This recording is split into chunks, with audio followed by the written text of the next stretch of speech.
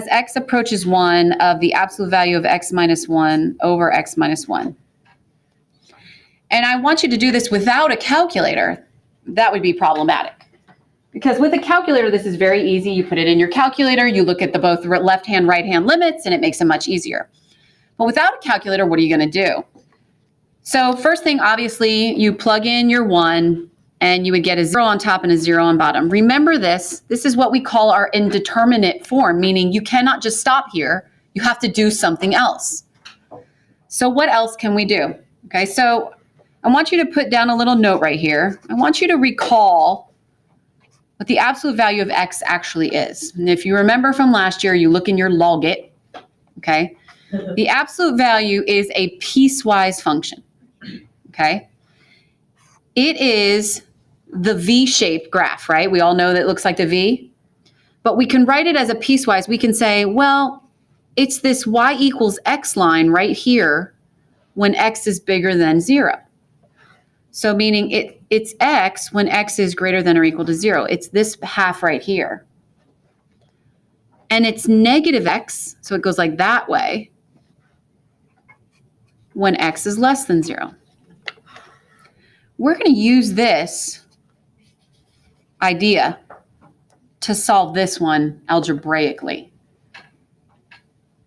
Meaning, okay, so if I have the absolute value of x minus 1, I can rewrite that as a piecewise function. Remember, that would just be this v shifted over, correct? Like that.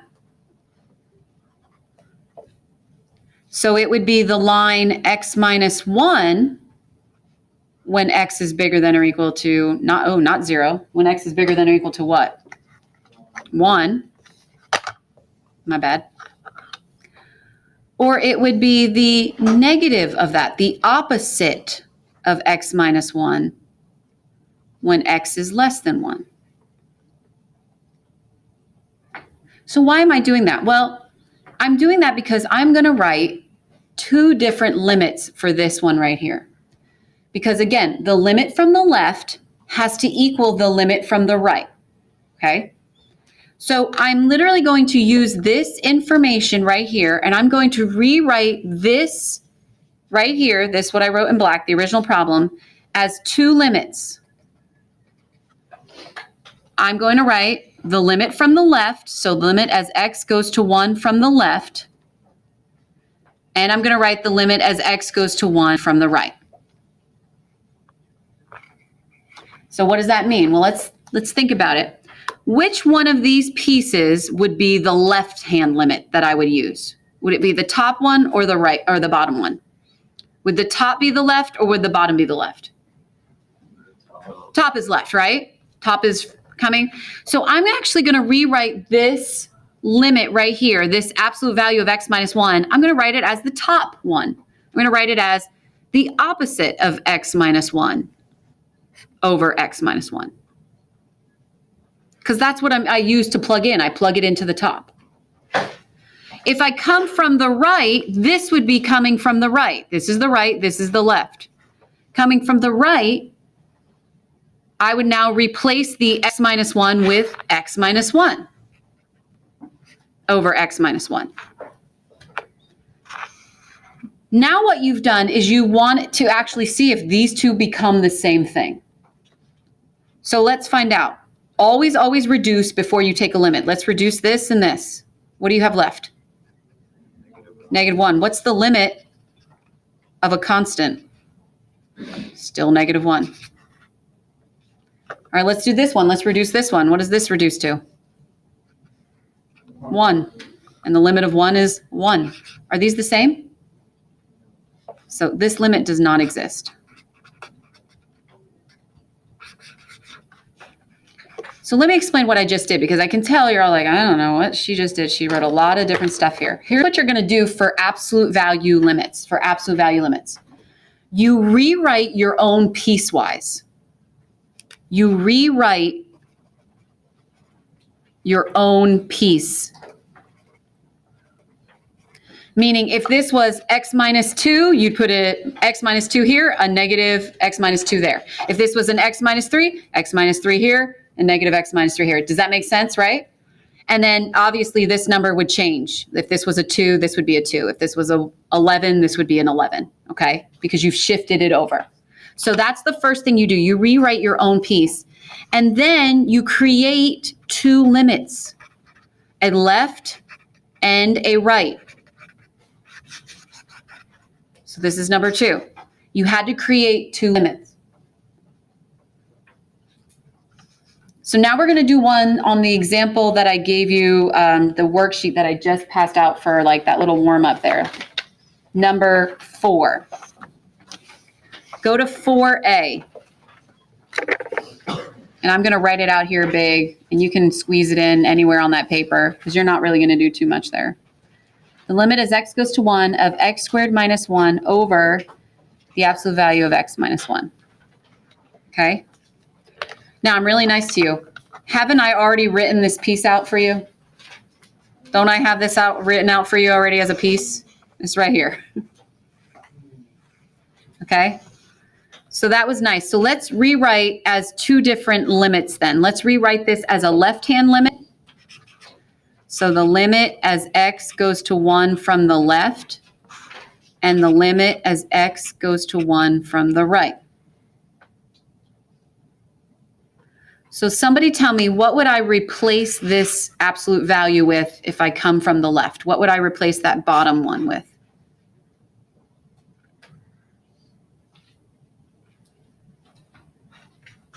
Which one of these would I replace it with?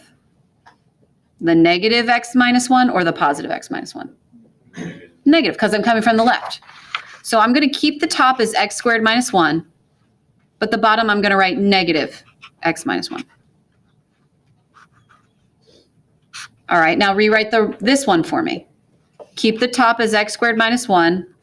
What would the bottom now? It would just stay the same.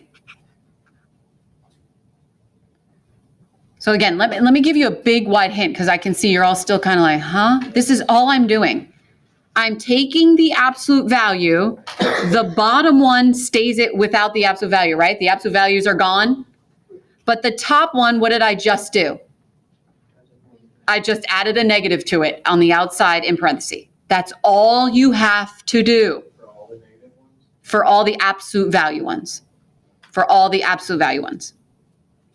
Okay, so now do what we were doing yesterday. Factor this top out. What does that factor out to be? X plus 1, x minus 1 over an x minus 1 and a negative. They cancel. Yes? So now plug a 1 in. What do you get out on the top? 2 over negative 1, which is negative 2.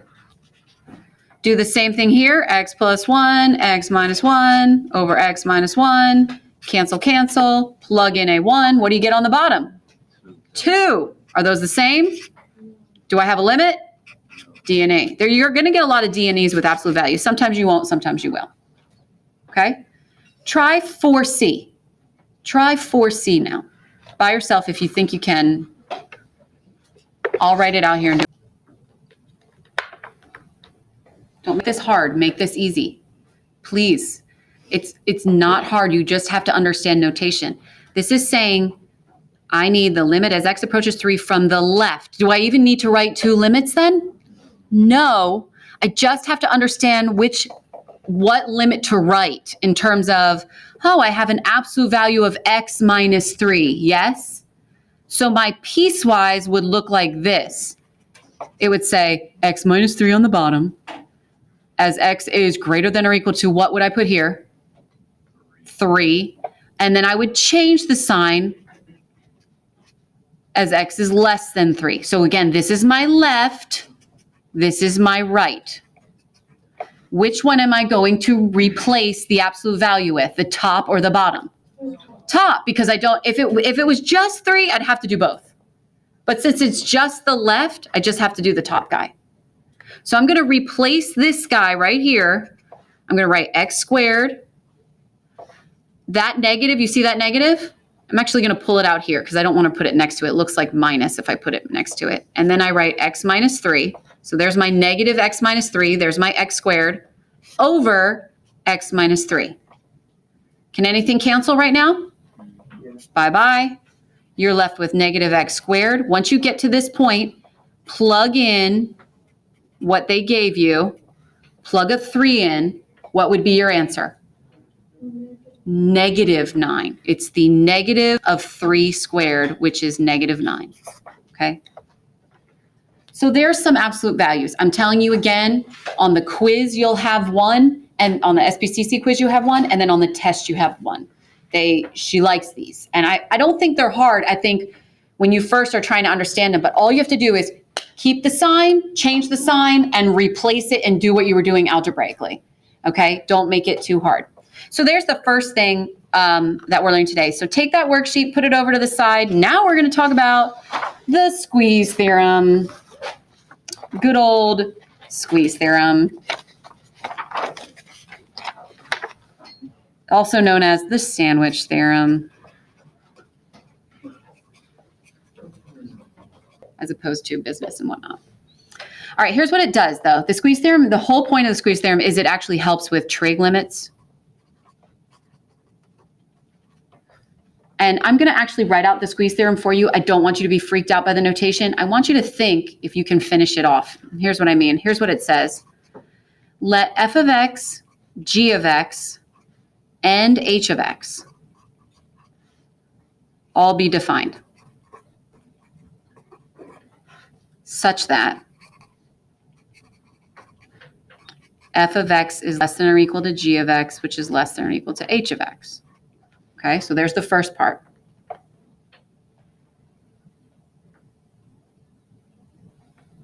Actually, I say such that if, my bad on that one, such that if f of x is less than or equal to g of x, which is less than or equal to h of x, then the limit as x approaches a of f of x, if it equals an L, and that equals the limit as x approaches a of h of x, what could I conclude? So I'll let you write that out for a minute and I'll tell you what you would conclude. I think some of you might be able to figure it out. If this function, f of x, is less than or equal to g of x, which is less than or equal to h of x, okay? So g of x is where? In the middle. And I said, okay, let's take the limit at 2 of f of x and it equals 5. And then I took the limit at 2 of the h of x and it equals 5. Then what could you say of g of x? It's exactly like, isn't it 5? Yes. Then the limit as x approaches a of g of x is also L. So visually, this is what I'm trying to show you here at the point A, okay? Because I think it's good visually for you to see. So I've got, get my purple here. So I got, I don't know, here's f of x. And here's its limit right there. Well, its limit would be the y value, okay? Then I've got good old h of x coming in like this. Here's h of x, okay? And then somehow I managed to squeeze g right in between. I don't know, like that. Here's g of x. If f of x is less than h of x, but they both have the same limit, and Mr. g of x is right in the middle of it, doesn't it make sense that he also would have that same limit? Okay, that's what we call the squeeze theorem or the sandwich theorem. And again, the only thing it helps us do is trig limits, but I'm going to show you how it applies because again, this is an SPCC concept right here. So this is the example for this one. We are going to apply the squeeze theorem, and this is what they write, by the way, on the quizzes, to evaluate the limit as x goes to 0 of x cosine x.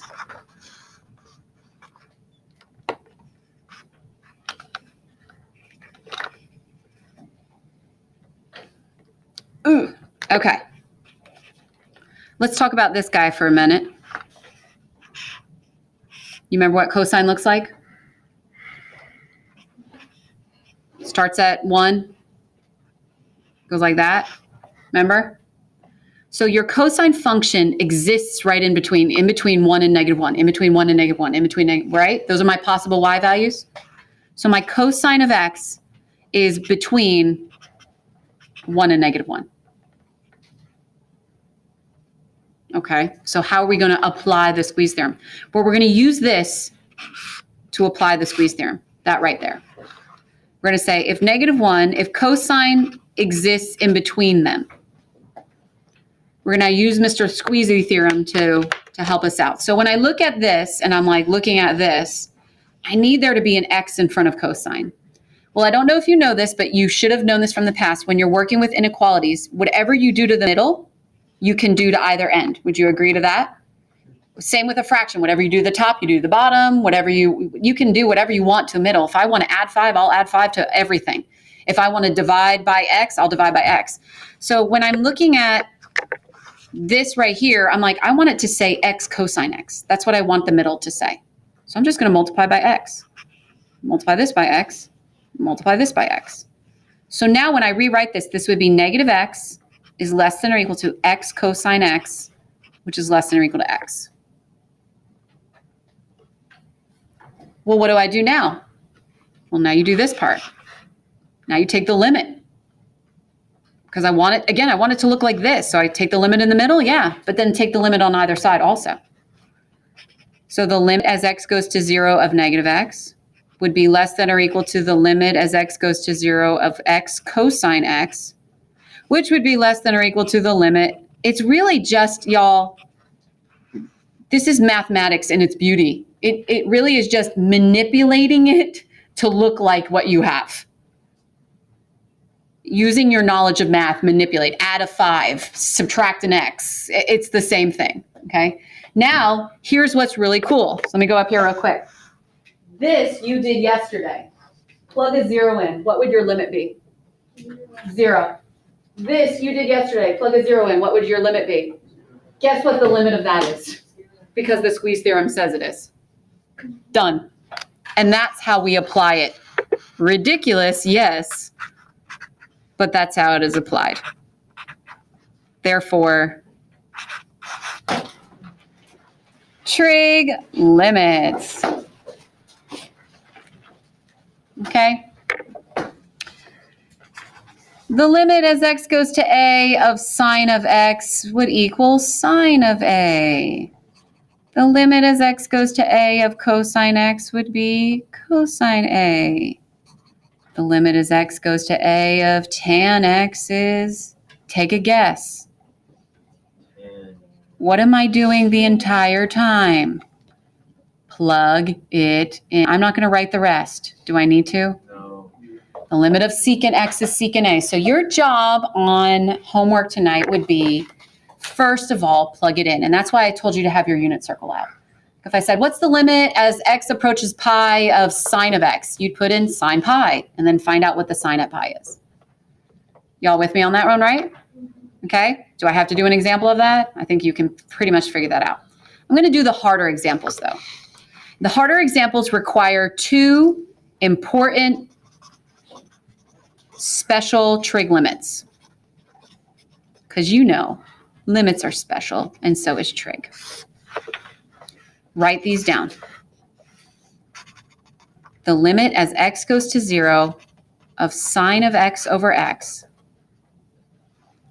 is the same as the limit as x goes to 0, I should say, of x over sine x. And that equals 1. And I could show you how to apply the squeeze theorem. Do you want me to? Good job. Let's move on. The other one looks like this. The limit as x goes to 0 of 1 minus cosine x over x. That one equals 0. I got to be honest with you, I kind of always forget this one, or I think I always switch them in my head, and I don't know why. I have to remember it, but it's because, again, that you could apply the limits and the squeeze theorem, but I'm not going to. So I'm going to do 3 harder problems tonight, and I'm going to give you your worksheet and we're done. And these 3 hard problems, if you can understand these, you should be fine on today's lovely quiz. The limit as x goes to 0 of 3x tan x over sine x. There is a little math guy inside of you, and what does he want to do right now? I pray he does the right thing. I love you. That's why you're a good kid. Yes, we did a whole lesson on trig identities. You want to go to sines and cosines, don't you? You're like, Miss Seta, I feel like you drilled that into us. I should have, yes. Okay, rewrite that to be 3x sine x over cosine x over sine x. Remember doing this? Now what do you want to do? Same change flip. So you could put that 3x with the sine. I'm not. I'm just going to leave it on the outside. You'll see why in a minute. Sine x over cosine x. Keep that the same. Multiply by the reciprocal of this, which would be 1 over sine. What happens? Cancels. You're left with 3x over cosine x. Now, are these x's allowed to cancel? No. Once you get to this point, usually when I plug in, I put the word limit. Okay, so I'm going to put a 0 in here on the top, 3 times 0, and I'm going to put a 0 on the bottom. 3 times 0 is what, y'all? What is the cosine at 0 on your unit circle? Unless you remember what it is. And guess what the limit is? The answer is 0. Okay, so there's your first example. You do what you've done in the past, which is trig identities. Okay, let's do 2 more. We're getting to the good stuff. 3x plus sine squared x over x. 3x plus sine squared x over x. Okay, let me rewrite this for you. Actually, let me talk about something on the side about your fraction rules. Do you know that if you had like 1 plus 3 over 7, that you could write that as 1/7 plus 3/7? Do you all agree to that?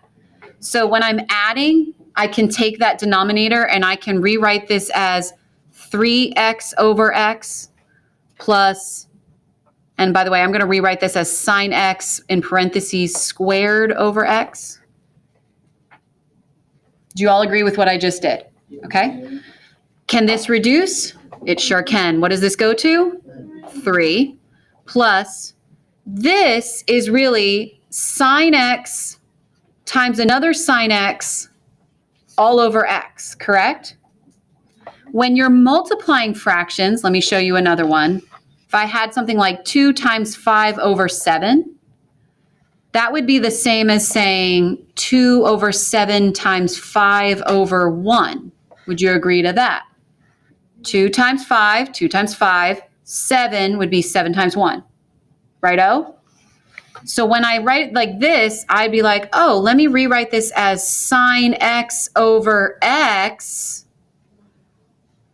times sine x. You could put it over 1 if you want to. And then don't forget there's a plus 3 right here. Once you get it to this stage, now we're going to take the limit of each one as x goes to 0. The limit as x goes to 0. What's the limit of a constant? What would that be? 3. What's the limit of this one? It was a special one we just wrote. 1. And then this one, sine at x, I'd actually have to plug a 0 in. So times sine at 0. What is the sine at 0? It is 0. So this times this would be 0, plus 3 would be what? There's your limit. Yes? You're not loving it like me. You should, because it's exciting. One more. Get ready. Get ready. I know. You're doing so well. I'm done after this. Last one. By the way, she loves this on the SPCC test too. She does this. This is one full question right here. And I actually think it might be the same, if not different numbers. Cut this out. Okay. Write this out for me in a different way. The limit as theta goes to 0 of sine theta over theta equals 1. Write that out for me. Before I made you write x, and I know you're like, why does that make a difference? Because here's why. If you can get this theta to be the same on top and on bottom, it goes to 1. So if this was a 3x, this has to be a 3x. If this was a half x, this has to be a half x. Are you all with me on that? Okay, that's what that means.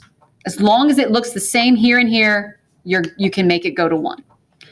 So when I do this problem, here's what I want to show you. I see tan and I automatically go what? What do you do? Sine over, you're so brilliant, children. I love you so much. Sine 5x over cosine 5x over sine 2x, yes? Then we do same change flip. Sine 5x cosine 5x times the reciprocal would be 1 over sine 2x. Mrs. Seta, they don't cancel. I know they don't. We're going to manipulate them now. Again, all I need, listen to what I'm about to do. You see a 5x right here? I need a 5x on the bottom. You see this 2x right here? What do I need on top? 2x. Okay. In mathematics, let me repeat this again. You are allowed to do whatever you want to the top of a fraction as long as you do it to the bottom. If you want to add 7, you add 7 to the bottom. If you want to multiply by a 5x, you multiply by a 5x on the bottom. If you want to multiply by a 2x, you multiply by a 2x on the bottom. So I'm going to multiply by a 5x over a 5x and a 2x over a 2x. I'm allowed to because that cancels to 1. I'm totally allowed to do that. Now, what does that mean? Well, now I'm going to again, this is all multiplication, so I'm going to move things around. I'm going to say, okay, you, Mr. Sine 5x, I'm going to make you go over him. So sine 5x goes over 5x. I'm allowed to do that. It's multiplication. It's called commutative property, if you've heard of that before. Commutative means you can move things around. What else do I got? I got this sine 2x. I'm going to put the 2x on top like that. Put a little multiplication sign there. So then, again, let me kind of scratch off what I've done here. I got him, I got him, I got him, I got him. So what do I have left now? What do I have left on top? A 1 times 5x, which is 5x. What do I have left on the bottom? Cosine 5x, 2x. I like the 2x to go in front. I always like my monomials to go in front. Okay. Let's reduce this one as much as we can. Would you agree those x's can cancel? Bye-bye. So 5 over 2 cosine 5x, a 2x over a sine 2x, a sine 5x over a 5x. Once I get to this point, now I take my limits. Did I lose anybody? Now I take my limits. I lost you a while ago. It's all right. You'll be fine. What is the limit of sine 5x over 5x? 1. Times, what is the limit of 2x over sine 2x? Also 1. What do I do with this limit? Well, you plug 0 in. 5 over 2 cosine of 5 times 0, which is 0. Again, what is the cosine at 0? What's your answer? So what's your answer? 5 halves. 1 times 1 times 5 over 2 is 5 halves. Those are the 3 hardest problems. And it should be hopefully not too hard on homework tonight. But toward the end of